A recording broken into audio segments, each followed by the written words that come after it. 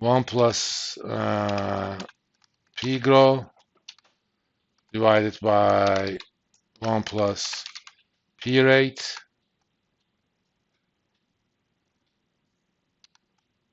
raised to the power T.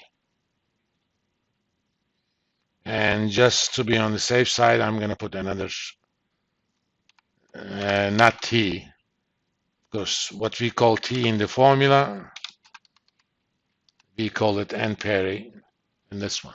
All right? And I'm pretty much home. Let's see. So let's take this one.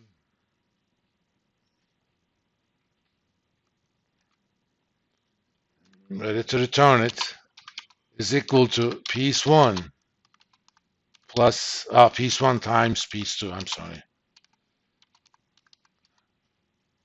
If you remember the formula, piece 1 times piece 2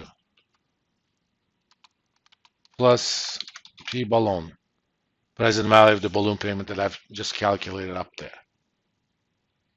Done.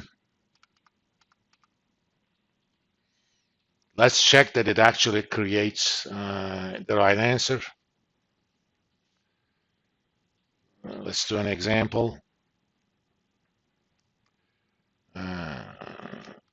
APR, year growth, frequency, first pay, what else I was going to do? Balloon, number of years. So let's say do an interest rate of 10%, annual effective growth of 5%, monthly, first payment is $100, balloon payment $10,000, and we're gonna do this for 40 years, right? Let's first calculate it using our function.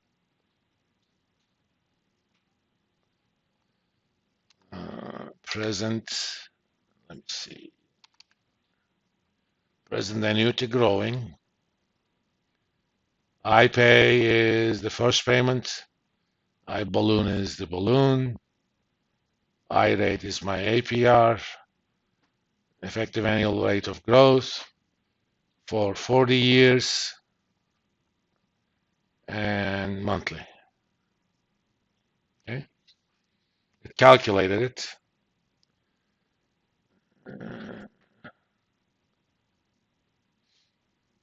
Okay, let's do an amortization table. You know, in the absence of these functions, that's how you would do it. So period 1, 2, I'm gonna do it until 480, because there are 40 years. There are 480 months in 40 years.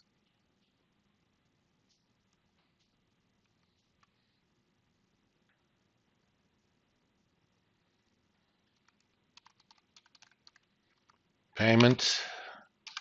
Well, first one is simple. First pay. Okay.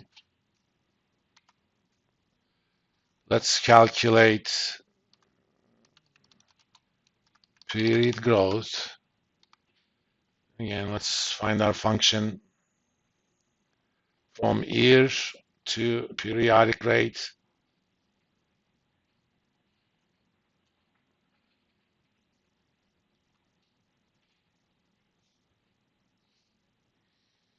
So every month, if you're growing 5% a year, that means every month you're growing 0.407%. So every month, I'm going to take the previous payment, multiply it with 1 plus the period growth. Since I'm going to copy this formula, I'm going to hit F4 and turn that into an absolute reference. If you don't have function key on your keyboard, just directly type $1 before the column letter and $1 before the row number. If you double click, the rest of it is calculated. So 40 years from now, the last payment actually is going to be $700. Okay. Let's calculate present value of each. And to the last period, I'm going to also add the balloon payment.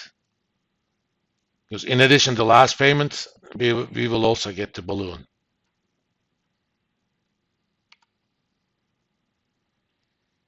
So on month 479, we'll get 698.70, 698.30. Month 480, we're going to get 10,701.14.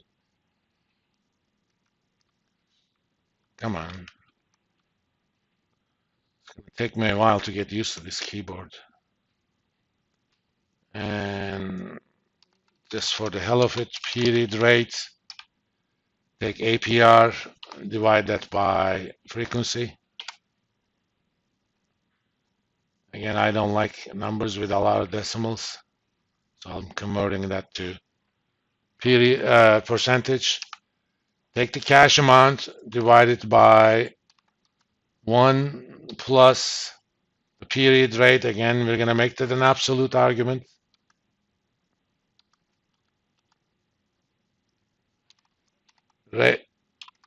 Raised to the power number of periods. So that first $100 you're going to get next month is actually worth 99.17 this as of today.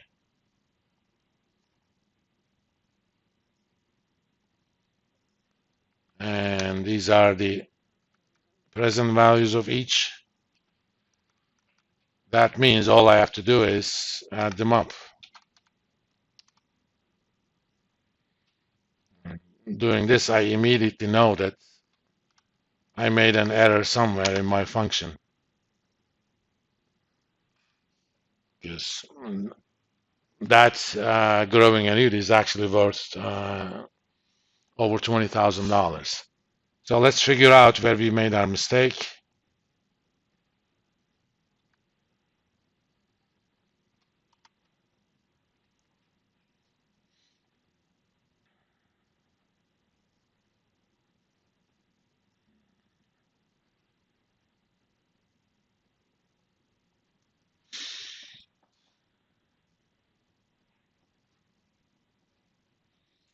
P rate is correct. Number of periods is correct. P grow is correct. P balloon is correct.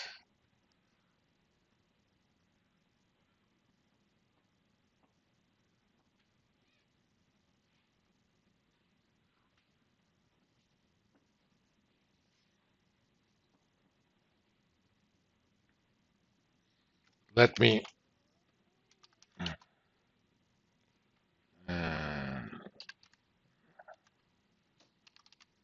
rate ratios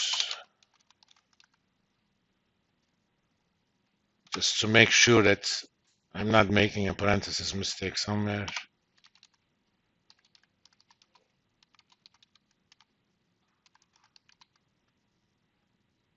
P grow,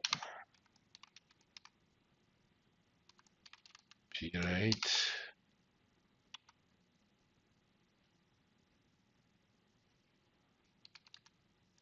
I'm gonna take that and raise that to the power number of periods. Yes, yes.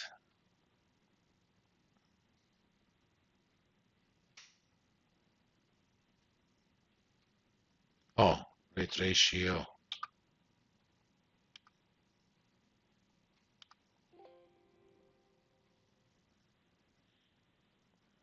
Why are you giving trouble here?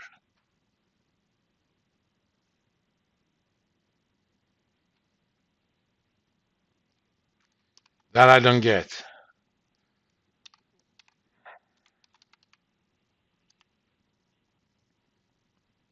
Maybe I hit some sort of thing on my keyboard.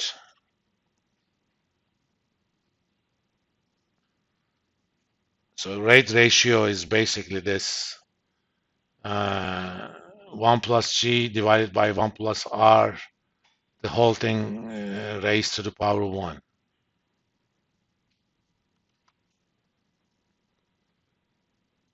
And this formula needs to be,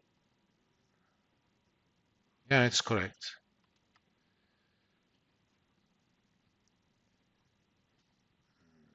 Piece 2 is going to be 1 minus weight ratio.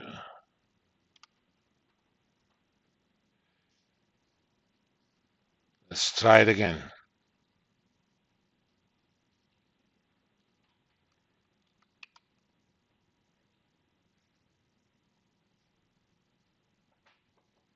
I'm making a mistake somewhere. Well, we're almost out of time. I'll figure that out and we'll continue on Wednesday. Okay? Because once we have put this in place, doing the general case is not going to be that difficult.